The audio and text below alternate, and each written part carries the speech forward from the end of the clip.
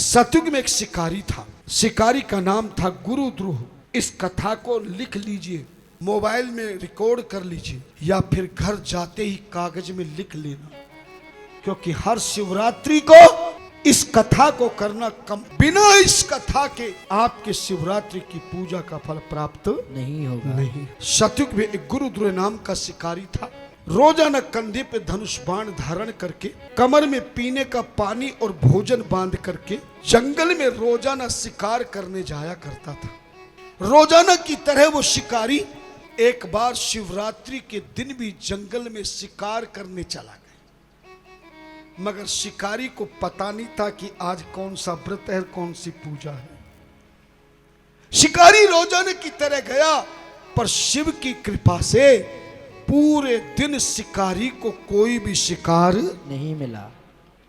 कौन सा दिन था? महाशिवरात्रि का। और पूरे दिन शिकार जब नहीं मिला तो चिंता के मारे कि मैं बच्चों को क्या खिलाऊंगा, इसलिए पास में कमर में बंधा हुआ जल था, भोजन था, पर शिकारी ने चिंता के मारे ना जल पिया ना भोजन किया। कौन सा दिन था? महाशिवरात्रि का। तो क्या हो गया? व्रत।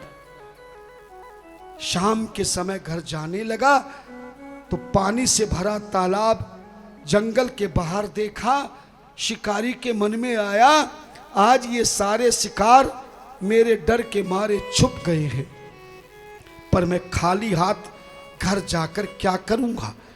क्यों ना तालाब के किनारे कहीं छुप कर के बैठ जाऊं। रात के समय ये सारे शिकार इस तालाब में पानी पीने अवश्य आएंगे, तब मैं शिकार करके सुबह बच्चों के भोजन की व्यवस्था करके ले जाऊंगा। ऐसा सोचकर शिकारी ने सोचा कि नीचे रहूंगा तो शिकार मेरा ही शिकार कर दे।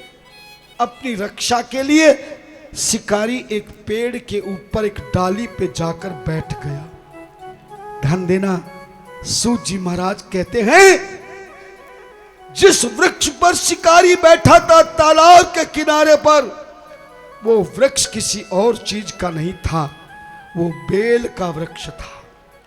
और हे ऋषियों, जिस बेल वृक्ष की डाली पर शिकारी शिकार करने के बैठा, ठीक उस डाली के नीचे तालाब के किनारे मिट्टी में एक पुराना शिवलिंग भी था।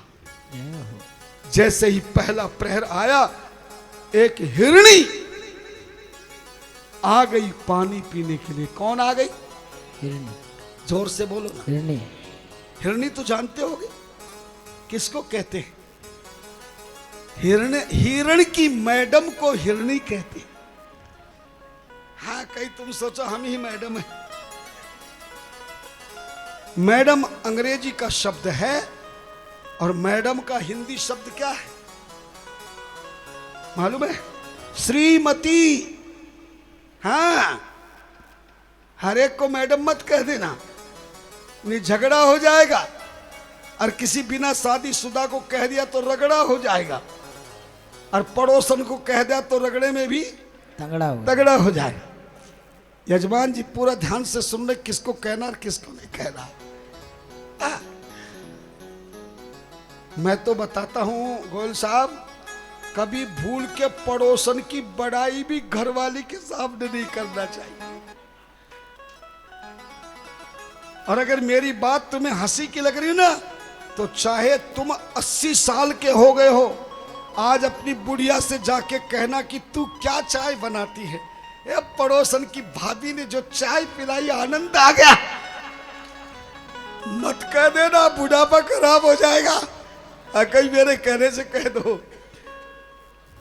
हिरनी जैसे ही आई, सत्तू का जमाना था, शिकारी ने धनुष पकड़ने के लिए डाली से हाथ हटाया तो बेल के पत्ते कुछ अंगुलियों में फंस गए।